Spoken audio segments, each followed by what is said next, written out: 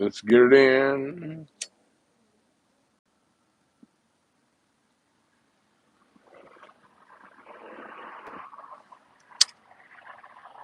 hmm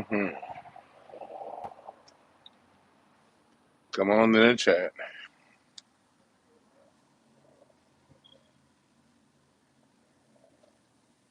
Come on in the chat.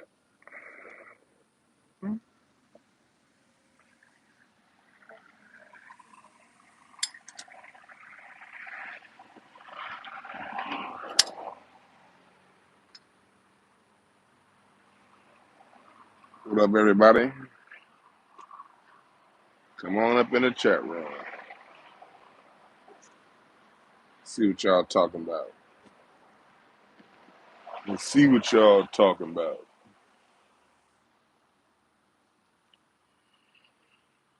Who up in here?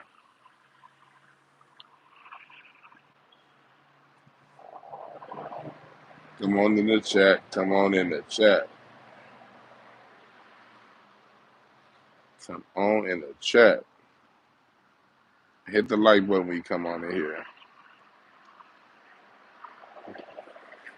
See what y'all talking about. What's up, Davey Lee? Yeah. Man, I just got back from one of the... I think I'm going to post some video when I'm done. But I wish I could post it. I wish, like, if I was on my computer, I would show y'all a video from this concert I just got back from. That shit was fucking great. If y'all follow me on Instagram or Twitter, go look up them videos I just posted. It's at a live show dedicated to Miles Davis' Sketches in Spain album. One of the greatest albums ever put together. But it wasn't just a concert. It was like a whole visual effects. I had never been to no shit like this. And I can't wait to go back to something like it. Here in LA, they have some place called Wisdom. And it's a dome. And it's like a for real dome put up in Moses. Yeah. It's got to smoke something, Davey. It's a dome, but it has a stage in there. So it was like a 16-piece orchestra and a band. And the band had this brother named Joseph Leonberg. He's a brother out of LA. Plays the trumpet. He plays a lot of stuff, with the West Coast Get Down and cats, this whole new emerging, last 10 years emerging jazz scene here in LA. Man, that motherfucker had Hubert Laws and Ronnie Laws, two legendary brothers. And like these, I swear to God, I wish I took shrooms tonight. Like, go to my Instagram, go to my Twitter, and just look at the video that I posted. Man, I wish I took some shrooms tonight. Them visuals would have been hella great. Salute Mirror 2500. But man, when it comes down to it, music, man, music is everything. Black folks, like, there's nothing in life without music. Like, music is like, life is a song for real, for real. That's why we have chords. That's why musicians play chords and organs and like this music is life. Like, I don't think we understand the blessing God has given us for us to be responsible for being the people that brings music to this earth. Like, again, that's another reason why I'm doing these my poster and my t-shirts and my music family tree, because it's like, we as black people, we got to know that the shit that the world cook up, like they fiend on like crack, nigga, we create that shit from the ethers. The rest of the world needs a commodity to sell. They gotta have a mineral resource under the ground to sell. They have to have, something that they make, for sale. we as black people, we sell what comes our we literally sell our imagination. Like, ain't that dope if you think about it? We literally sell the shit that comes through us from the ethers. It comes through us from the ethers, and we cook that shit up, mix it up, and sell it in the form of music.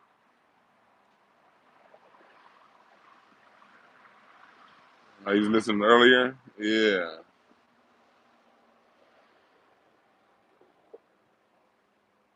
I say you see me around Hawthorne all the time. Well, say what's up next time. I'm nice, even though I'll be sometimes. I may have, if I have a frown on my face, it's just because I'm thinking about something, not because I'm mad. But sometimes I have been. My wife be like, "You be looking grouchy." I'm like, "Nah, I ain't grouchy. I'm just thinking about some other shit." Say what's up. Oh, you say you found an old box of cassettes? This motherfucker done found some tapes. Mm. I appreciate that, Robbie. Yeah, Monique situation. That Monique situation is like, I be telling, like, when it comes to Monique, now it is, and just really any situation in life, man. Any situation in life, you can't look at what goes on around you and take it in as you and what you would do. Like, it ain't you. Think about how much undue stress that is. Cats really stress out and get into arguments over what I would do versus what you would do. When really it's unnecessary. It's really unnecessary. Just look at what's going on and assess the situation for what it is. What's up, Jay? It's really unnecessary to put yourself in other people's situations on one level. And on another level, you don't what can you learn? Because think about every situation that we see playing out in front of us. Think of it like a whole, like a circle. Think of it like a circle. And as long as you stay keep distance from that circle, you can sort of get a good perspective of what's going on in that circle. As long as you stay above it. What happens when you choose a side on the circle? When you choose a side, you now taking a perspective that's skewed. And you now have a perspective that's skewed by the side of the circle that you're sitting on. You can't see the circle, the whole circle for what it is, if you're sitting in the circle. It's impossible. The only way you can see the whole circle is if you're not in the motherfucker and you're looking at it. That's pretty much what I gotta say as far as choosing sides. Like I said before, Monique ain't never made me laugh really. Outside of her show was good because she had good guests, and Welcome Home Roscoe Jenkins was good. But you know why I didn't like Monique when she came out? Monique reminded me of the choir director at my church. We had this choir director at the time named Renee, and Monique looked just like her. And she used to kind of annoy me. She was a good lady. But when Monique came out, she reminded me of my church choir director. You know the lady back in the late '90s. Yeah, y'all know how the church lady looked in the late '90s. Their hair was still blown up on top of their head. They were all that fucking makeup.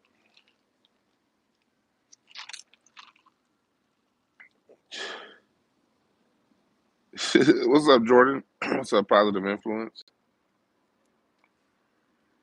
Monique reminded me of that lady at church, so I just didn't like her. But since she's been talking out and talking and speaking about what's going wrong in the industry and how they mistreat people, man, I've been 100,000% on her side with that.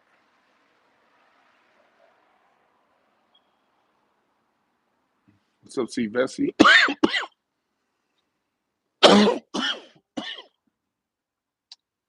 Man, so what y'all talking about? What's on you niggas' mind?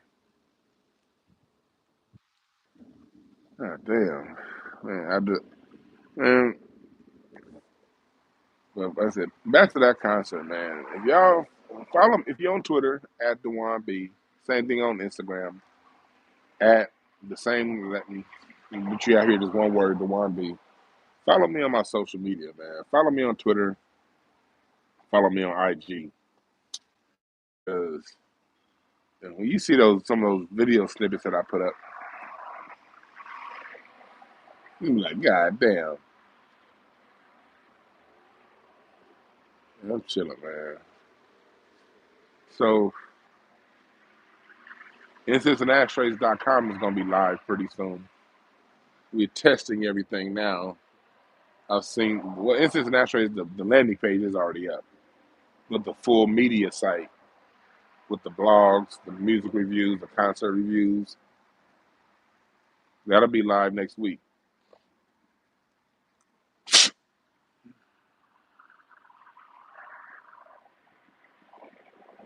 What's the most essential drum rudiment to me? Pocket. Not about the rudiments are secondary to your feeling. Music is a feeling. Like you gotta feel it. Like you don't have to have the perfect chops, but you gotta have that feeling. Gotta have that groove. So I say the most important rudiment to me is chops. It is pocket.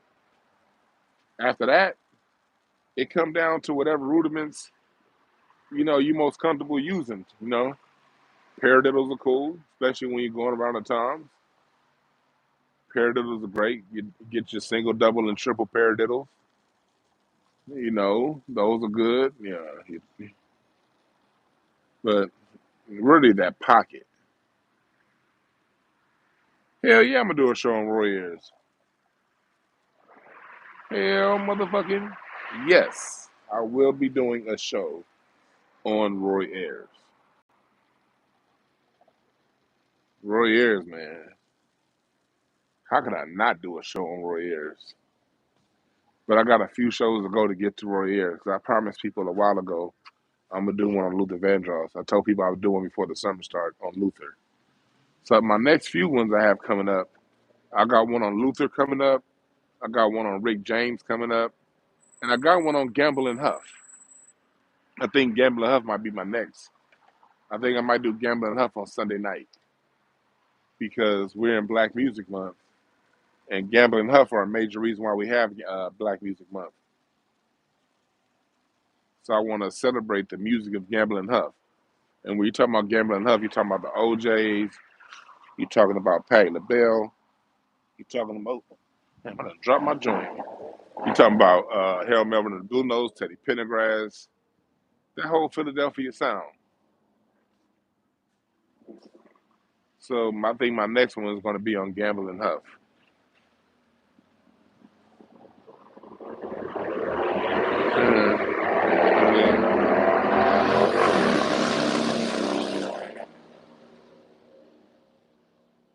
Yeah, I hope that helped you out. I promise you. I hope that helped you out when it comes to drum rudiments. Work on your rudiments. That's cool. Work on them. But really, tap into your feelings. Tap into your soul. That's where your magic is musically. Yeah. At least gonna pull y'all niggas over. You got motherfuckers rolling down the street and what do you call them? We used to call them pocket rockets. Them what do you call them? Them go kart bikes. One thing about LA though, when the police see you and them motherfuckers, they better put some mufflers on that motherfucker before the police. Oh, Yarborough Peoples are great. Yarborough people, because they were also part of that Philadelphia sound. Them, McFadden and Whitehead. They were all part of that sound. It was see, it was a lot of teams like, and this still is team like Pharrell has what the Asian do. I forgot his name. That's his partner. But back then, I think I might do a versus one day on Instance and Ashtrays with the teams because a lot of your great production producers worked in tandems with other people. You know, like the great Duke Ellington worked with what's his name? Chat room, if y'all know, help me out. The gay dude that composed most Duke Ellington's songs up until 1967. What's his name? Duke worked with him. Then you had like Holland Dozier Holland. They worked together. You had Gavin Huff. A lot of Mr. Carmichael, my father-in-law, a lot of his greatest music came with Hal Davis. He worked a lot of partnership with Hal Davis um, at Motown. Then you had teams like Porter and Isaac Hayes. That was another great team. Um, Maurice White and Charles Stepney did so much greatness together for about 3 years. And then after that, Maurice White and Larry Dunn. Um, man,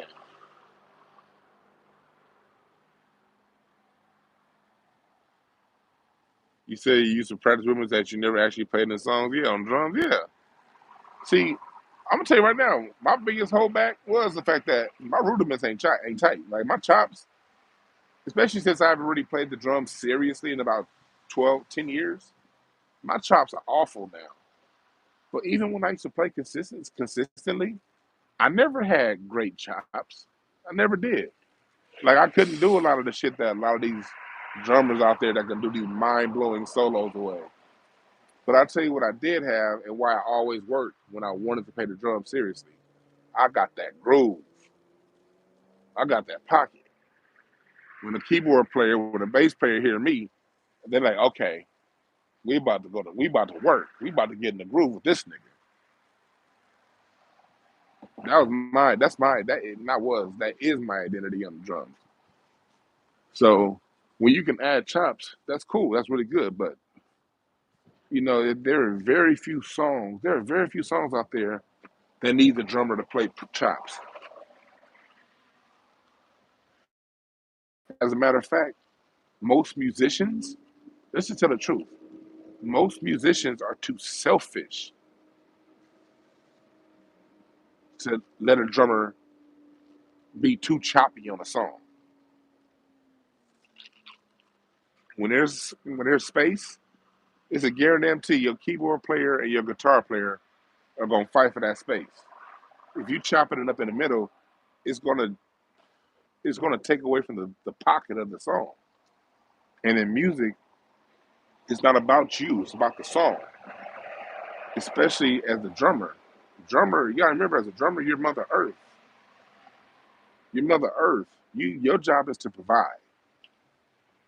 If you look at Earth, Earth just sits back and relax. Earth has its waves, Earth has its mountains, Earth kind of just does what it Earth no. Earth the ground just kind of sits there. The waves and the ocean, that's your keyboard player. That's your piano player. They always moving, always moving. Your guitar, your wind, that's your horn players. That's your guitar play. Always that's your singers, your background singers. Always moving. You got thunderstorms over here. You got lightning storms over there. I see the same thing, nigga. You got sunny days over here. You got Chicago. It moves, you know. And then when them horns, that guitar, also them horns and guitar that go back and forth between that wind and that fire. You got fires everywhere. Fire. Think about what fire does. Fire attracts. Fire, it can destroy, but it can also bring life. And Earth allows those elements to be, while Earth just chills in the pocket. That's your job as the drummer. You're Earth. Same with the bass player. You're Earth. You sit back and be a base for the rest of the environment to do what it does. That's why a drummer can't be too choppy. That's why a drummer can't take over because it's out of order. Now, there's certain songs that allow for the drummer to take over. Sometimes Earth has an earthquake. But think about earthquakes. Earthquakes don't happen every day. The big ones, the ones in the Philippines. And earthquakes only happen in specific regions. And they don't happen all the time. So remember that as a drummer. So when you do get your slot, then make it shake, nigga, make it rumble, and then fall back in the pocket. So air, water, and fire can go back to doing what they do. But air, water, and fire can't do what they do without the base of earth to act and react off of. So always think of music the way you think of the elements. The elements, same with cardology, elements, spades, diamonds, the hearts, the clubs. They all represent different seasons. They all represent different elements. Everything comes back to the elements of life. Everything. Especially if you're creative.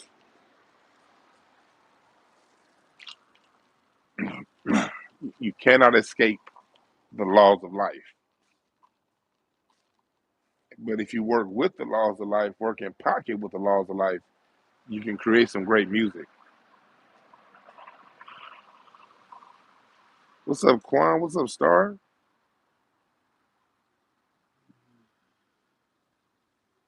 And it's good seeing y'all. It's always good seeing y'all too. Um, Man, this music tree is coming along. I wish I had it for sale for y'all right now, the t-shirts, but I had to make a few changes to it. Like I put it out there, and I just watched people comment, and I saw a few things that I messed off, and also I messed up. I hit up J-Mo, Jareth Mosey. I wanted him to label his sound, so I made sure to put his sound on the tree. He said we gonna roll with hippie soul. That's what we rolling with, hippie soul. That sort of abstract, soulful, but kind of alternative, kind of hippie-ish sound.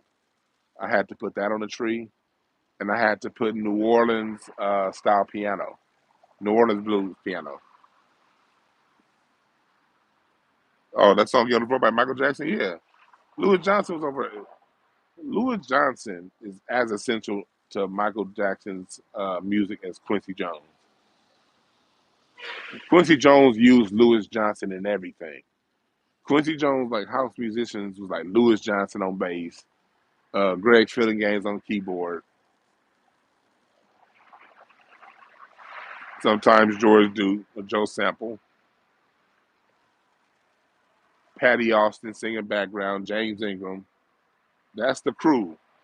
When you see Quincy Jones doing R&B, that's the crew. You're going to hear some Patty Austin, James Ingram singing either lead or background. You're going to hear Greg Fillinganes on keyboard, Louis Johnson on bass, Wah Watson on lead guitar, sometimes Paul Jackson Jr. But go study Louis Thunder Thumbs Johnson. That's him on Beat It. That's him on Billie Jean. Think about it. Beat It, Beat It couldn't be made in today's world with these fake ass musicians. I mean, not fake ass musicians. My bad. Fake ass instruments. These computer instruments. You cannot do a song like Beat It. And Beat It sounds so simple. Like Beat It sounds so simple. But as a drummer, to play a 1-2 with that level of swing ain't no joke. That's not the swing that the drummer is playing on Beat It.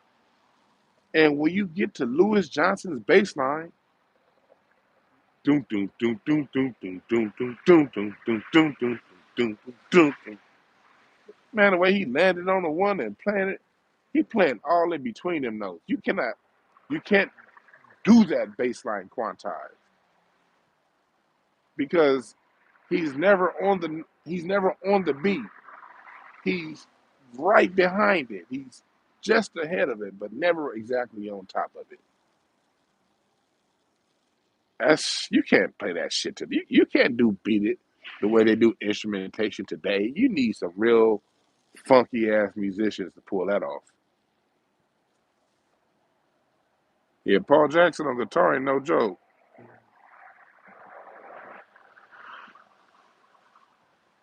Yeah, that's what I said. Yeah, you're right. Positive influence. That's why I had to put New Orleans piano on there because Fats like I have Vaudeville blues and Delta blues, but I forgot to put New Orleans piano on my tree.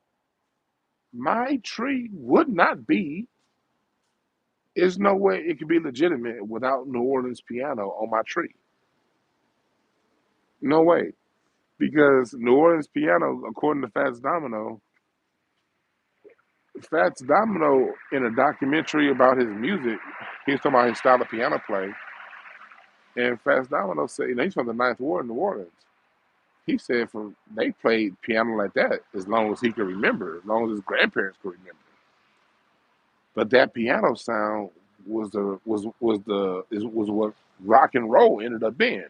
No, no, no, no, no, no, no, no, no, no, no, no, no, no, no, no. That's the New Orleans piano style, and that also is what became reggae. Because in America, the New Orleans piano style was no, no, no, no, no, no, no, no, no, no on the downbeat. No, no, no. In reggae, same thing, but the upbeat. No, no, no, no, no, no, no, no, no, no, no, no, no. That's where you get the rhythms of reggae. It's the New Orleans piano style inverted. So instead of accenting the downbeat, they accented the upbeat, and that's where ska comes from. Ska and rocksteady. That's where ska and rocksteady come from. That's the New Orleans piano blues run. The New Orleans blues piano run.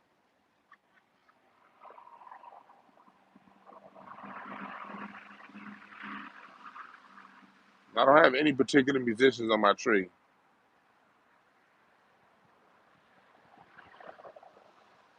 I don't have any particular musicians on my tree now. What I am working on, and it'll probably take about 2 months to build to get up. I am working on an interactive tree for the website, a tree to where when you click on each, what I am working on instanceandashtrays.com, like I said, it won't be up to probably August, but I'm working on something to where you can click on each element of the tree, and when you click on it, I'm going to have a snippet of information, like where the music came. Like I'm going to have a brief explanation of why that particular form of music is on the tree, who created it, and who that particular music influenced. But that won't be until August, maybe even September, because I have so many other projects that I got to do.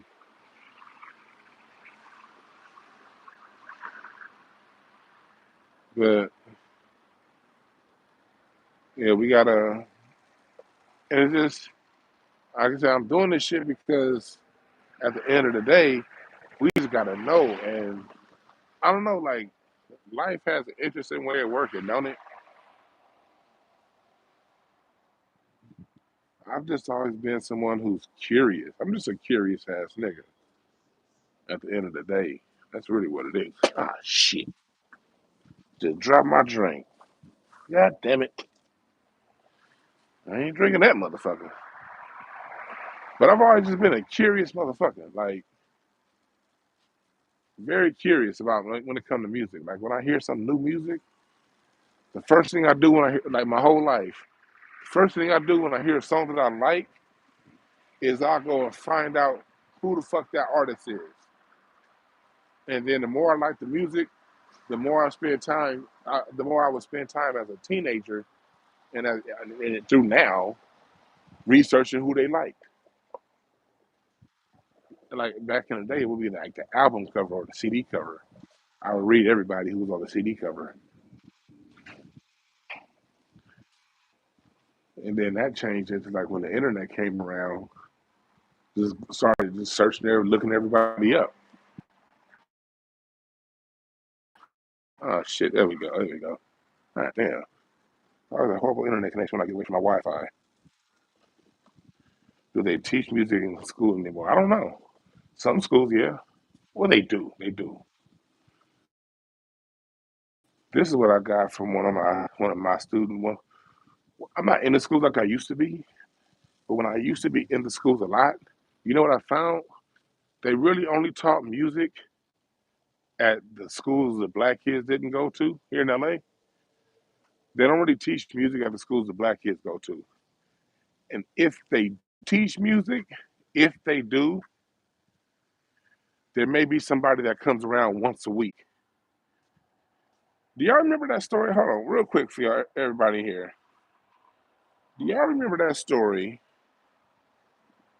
What's up, Eddie Floyd? You a fool. Do y'all remember that story a couple years ago where there was a teacher out here in LA that beat up a Mexican student? It was a black teacher, and he laid hands on this Mexican student. Hit the number one in there, or let me know in the chat room if y'all heard that story or remember that story. We talking just before like 2019. This is before the whole coronavirus. Well, the dude that beat that kid's ass, I know him, and I know him well. Like, yeah, he me and him played music in church together for a long time. We played together off. We played music in church together off and on for about 15 years. Like the church I used to play at had an organization, an association of churches. It was like seven of them here in LA. It was like seven of them motherfuckers here in LA. And that church, I played the drums. It was called Zoe Christian Fellowship. I played at Zoe Christian Fellowship in LA. And this motherfucker, he played at the one. What about? He played at the one in Whittier. And every year we had these conferences. So I said all that to say, starting at the age of 15, 14, I was 14 when I first started like working with him on the drums. Like, we talking about like 95, 96, 95. So I started working with him as a teenager. I was the same age as that kid he beat up at the time he beat up when I first started working with him. And then he ended up coming over to my church to play the bass, like when I was in my 20s. And he played at my church for like 3 years, 3 or 4 years. And we used to go, like we used to rehearse. Like when you play music with someone, you develop a bond because you spend so much time rehearsing. Not only do you like develop a bond because you spend so much time rehearsing, you develop a bond because when you can lock in with someone musically, that's a spiritual connection, and it's a psychic connection as a musician. Because I knew you was about to hit that break on the three before you knew you was gonna hit it. Those are the kind of connections that you develop as a musician. So I'm saying this. His name was Marston. Cool as fuck. Always mild mannered. Over 15 years around him, consistently and semi consistently, never, never seen him blow up. And don't get me wrong, the singers at my church wasn't shit. If you was gonna get pissed off at somebody, you was gonna get pissed off at them niggas. Because they sucked. Not only did they suck, they always had a goddamn, they was always running their goddamn mouth. And Marston never, ever, ever blew up. Never had any kind of nothing. So for him to beat that kid's ass, man, that's because that little bastard deserved it. Marston is not a hothead at all. He's a very extremely mild mannered man.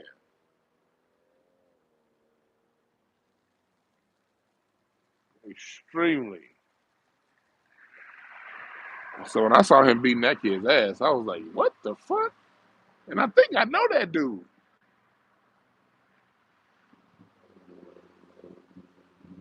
What's up, Ken Barry?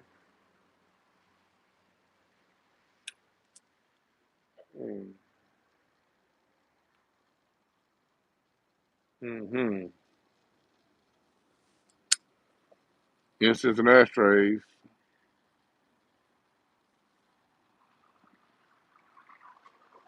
But that's because, but why did I bring, oh yeah, this is why I brought him up. Again, y'all know I be having my long ass stories. I brought him up to say the reason why he was working that job over there, that same guy Marston used to be the head of music at Hollywood High School. He was the head of music at Hollywood High, and he would have his marching band in the Hollywood Christmas parade every year. Well, in 2000, was it 7 or 8? LA County cut his budget, his school budget, and it eviscerated music in schools here in Los Angeles Unified School District. His marching band used to put out something for real musicians. Hamilton High's band used to put out some for real musicians like Kamasi Washington. LA County defunded all that shit. And so he went from, I remember when that happened, when they eviscerated the music program. For about 2 years, they paid him just to go to school and sit there and do nothing.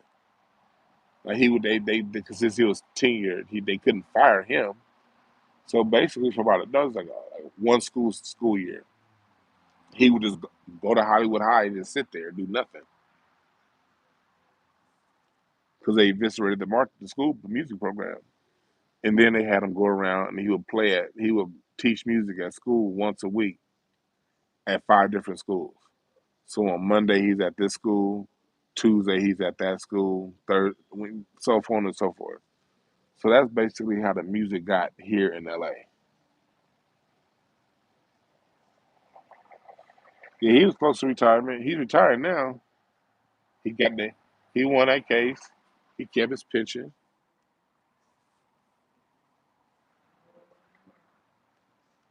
He kept his pension. So that's good.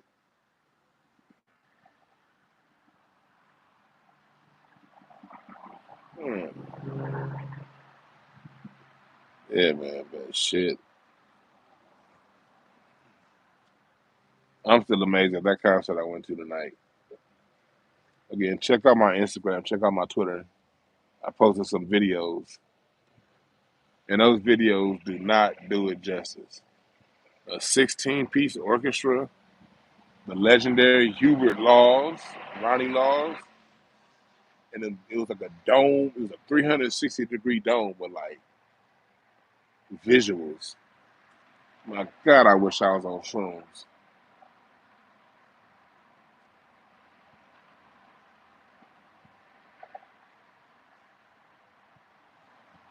Yeah.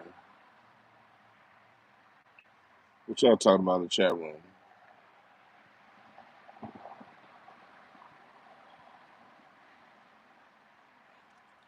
This nigga said the teachers got to murk someone lose their pension with the LA Unified.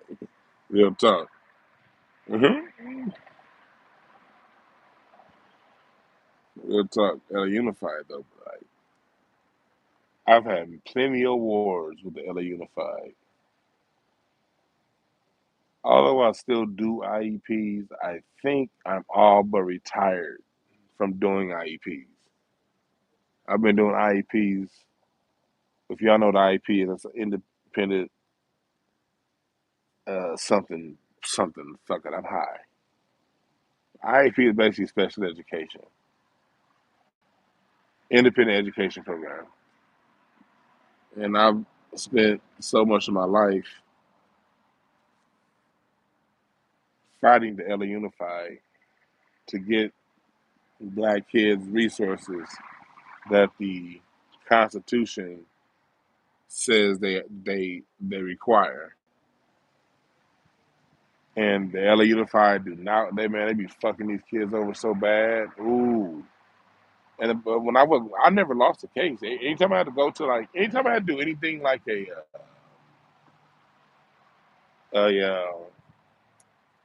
a court meeting with the LA Unified, I won. I'm 100%. I've had at least 60 cases against the LA Unified over the years. Most of them don't reach court, but all of them, whether they reach court or they didn't reach court, I've gotten exactly what I demanded for my students.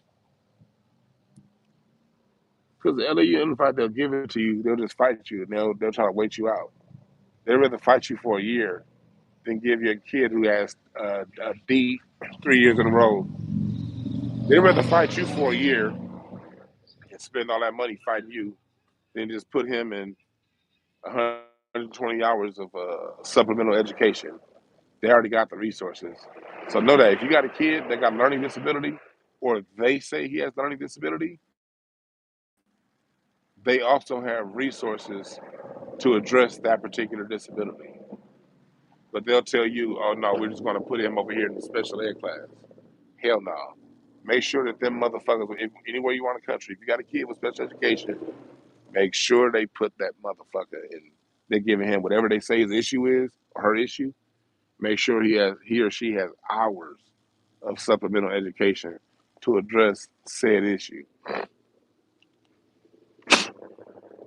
They run games out here. What's up, son, Ron? Hey, what's up, BB?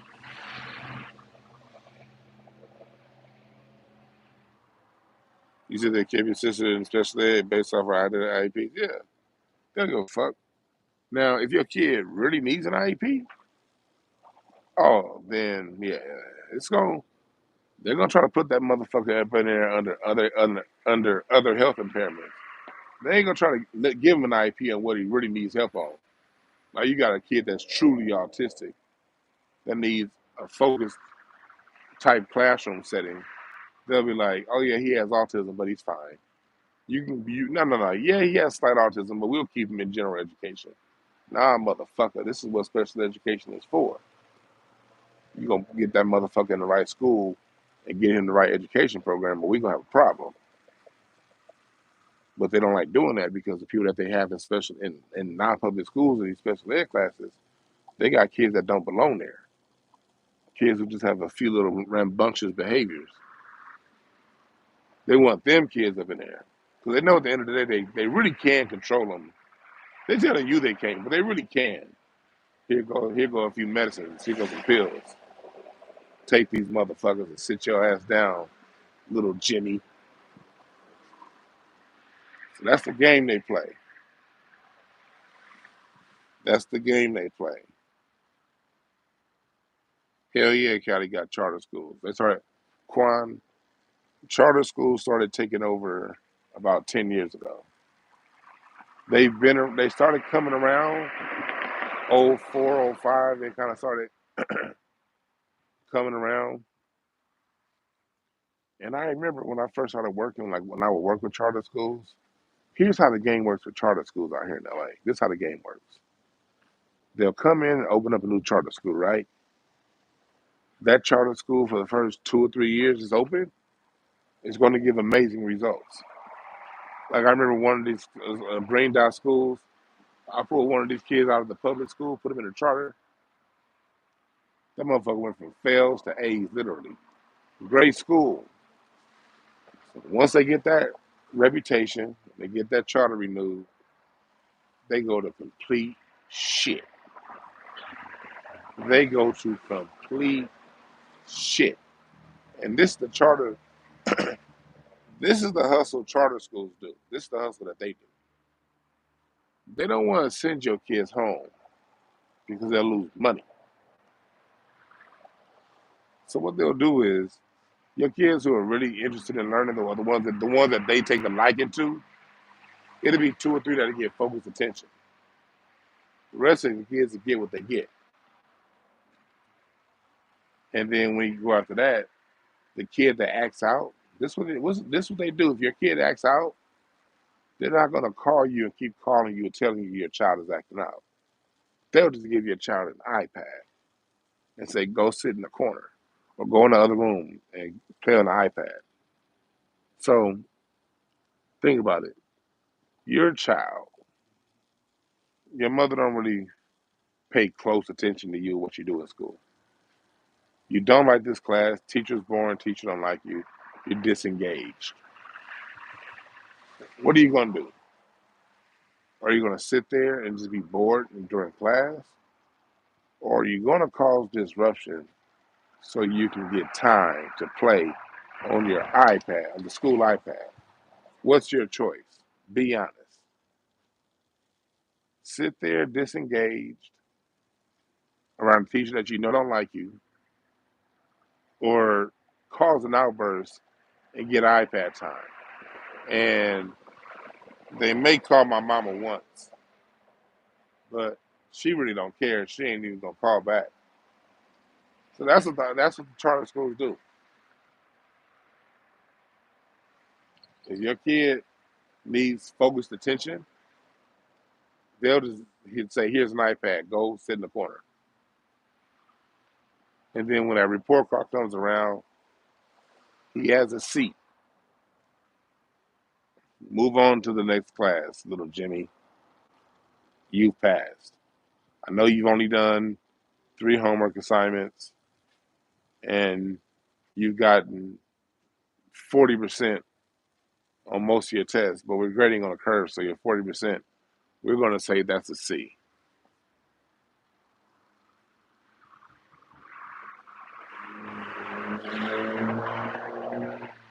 So yeah, that's how they get down. And they said this won't happen at Dr. Umar's school. Umar can just do it online. Why don't you do online school? Online education is where it's going anyway. I don't even know why you would want to take on the responsibility for having physical children in your classroom. It's a lot of insurance.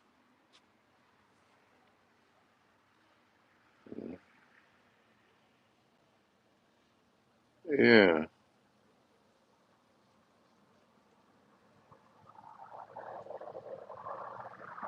yeah, Eric, they do. They do that here too. If you're in like a non-public school, if you have an IEP, you're getting a certificate, non-diploma. Yep. I had one kid. He had extreme behaviors. Let's just say he had extreme behaviors. But his mom was a war vet. His mom was a war veteran with PTSD. So she had did something to get her child taken away from her. So this child got put into a foster home. Beautiful old black woman. You know, the kind of black women that remind us of our grandmothers and our grandmother's friends. Like, I don't know if y'all ever had like, that grandmother's friend that, she may have had a little bit of money on her. So she had this real proper attitude. Kind of, that old black woman church look. Well, it feel like every time she look at you, she looking down on you. Them kind of old black women. They don't make no more. The kind of black women named Betty. They don't make Betty's no more. You know. So the young man got put into a foster home with an older black woman that had that still calmness. She was a very still, calm woman. And after a few months, I was there. I was there to. I was his mental health counselor. After a couple of months, we got him to go from cussing out teachers to actually like your school. And what I did, my work with him, I used to have something called drum therapy. Where I would, because most of your rambunctious children, those are your most creative children. So I would teach him drum rudiments. And I would talk to him about what's going on in school.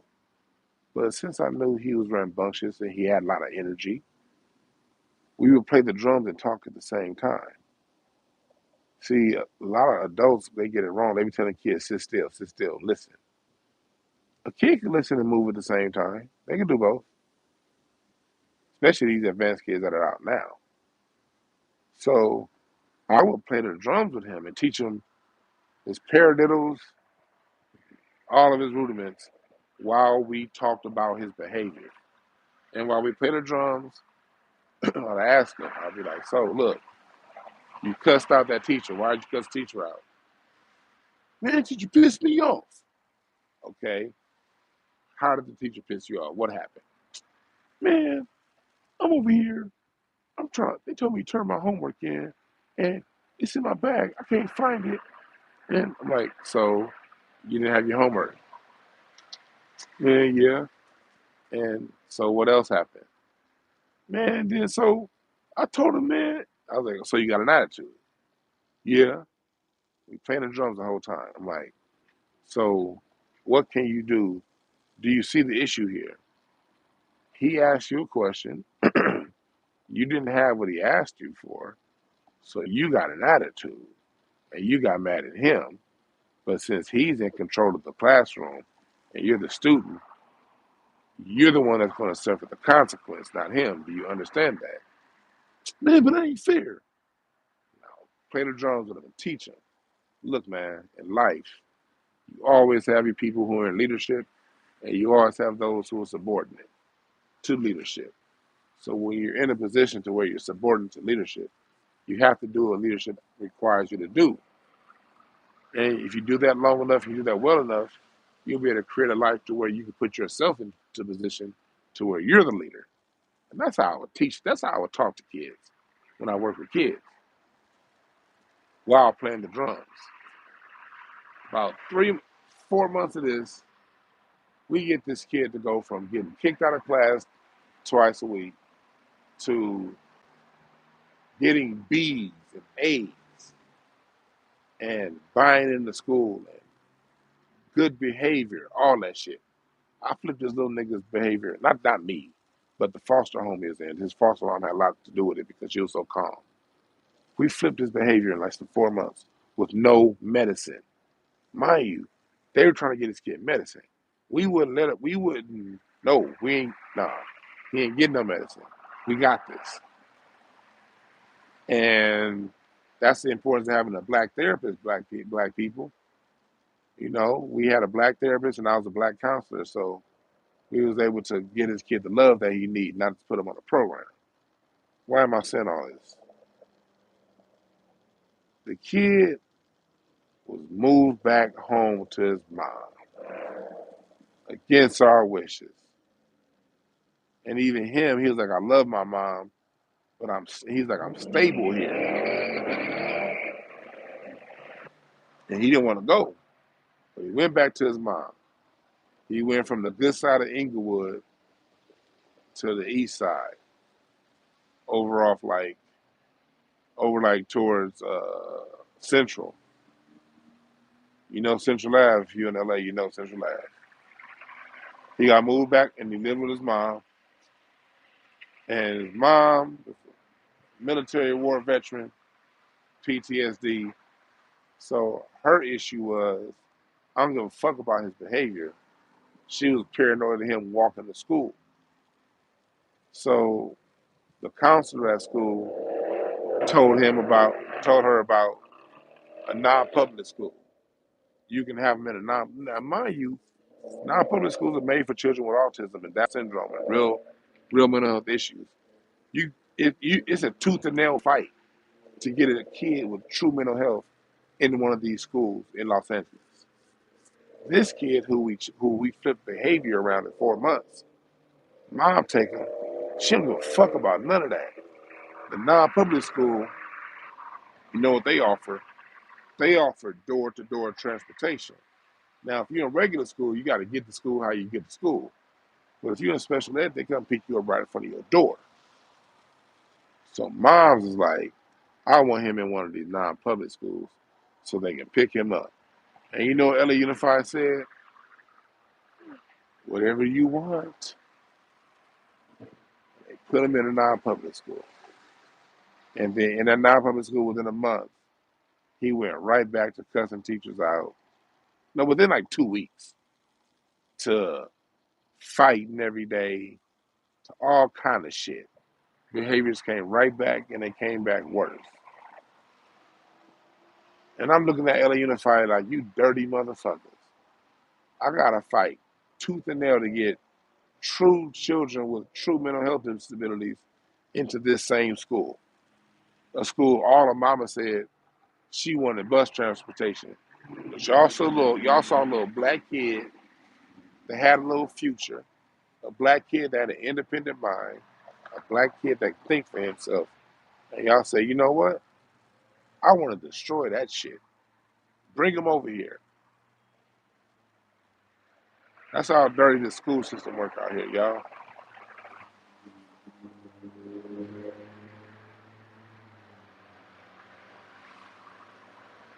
That's the way the school system works out here. They don't call you nigga to your face in LA. They just treat you like one with a smile on their face. Yeah, the system be breaking our kids, man. We don't even know.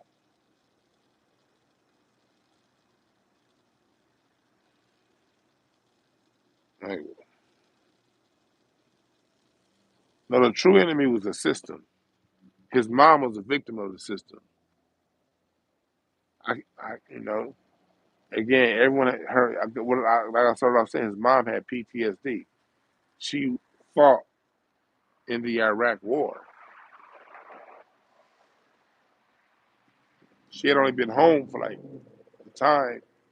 She had only been home for like a year from the war, 2 years like that. Wasn't a long time, and she had like for real PTSD. Like she was a good lady, but her mental was fucked up from fighting for this sorry ass country, and this country didn't take care of her properly because this country dumped her off since she was black. This country dumped her off in the ghetto in an environment to where her war, because she always say when she was at war, all she could think about was her son. Because she had just he was only he was like 5 years old when she left to go fight, and she always talked about how he was always on her mind when she was out there in war. So when she came home, she lived on the east side of LA. He had to walk to school because she didn't have transportation.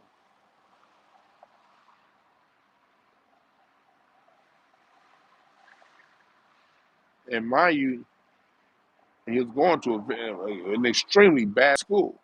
The public school he would have to transfer to move back with his mom, the school that he had to transfer to, hell, that's only a half step above this non-public school. That school wasn't shit. So her unmet, you gotta remember, all actions are a fulfillment or a quest for fulfillment of an unmet need. People act out based on perceived unmet needs. So in this situation, mom acts out, but she acts out because her unmet need is her post war trauma of her son having to walk to school on the east side of LA. Or I could just put my son in a school that's gonna pick him up at his front door. Here's the problem. Why can't kids who go to regular school get that good of a service? If not front door, end of the block,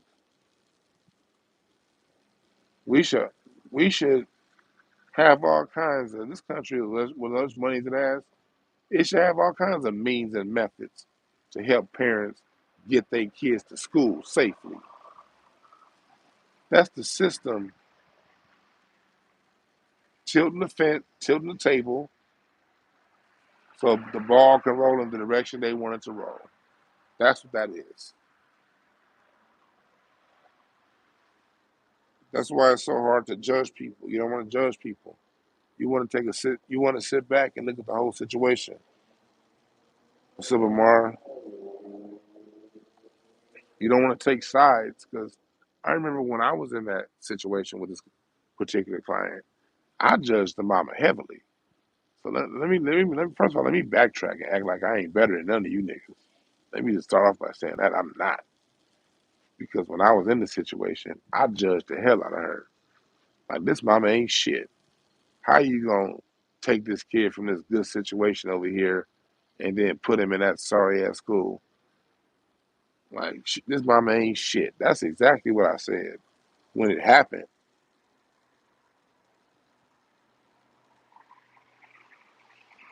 It took a while for me to take a step back and be like, you know what?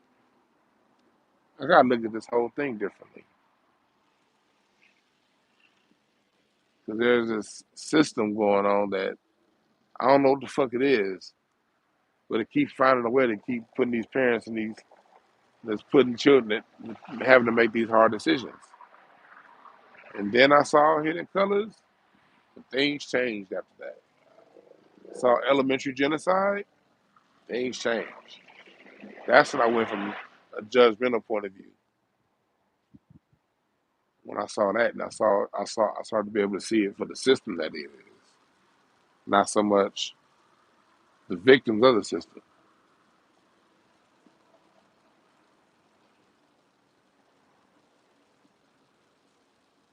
Yeah,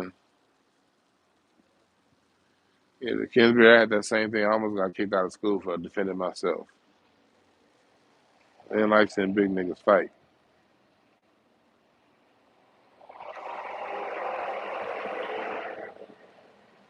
But it's good talking to y'all. I'm about to get the fuck on out of here and go chill. Go follow me on IG, Twitter, at DwannB. The music family tree is for the, almost out. I got my. I said I just gotta get these last couple edits done by my graphics guy, and the T-shirts, posters, and canvas will all be coming to you soon. Good talking to y'all. I'm out.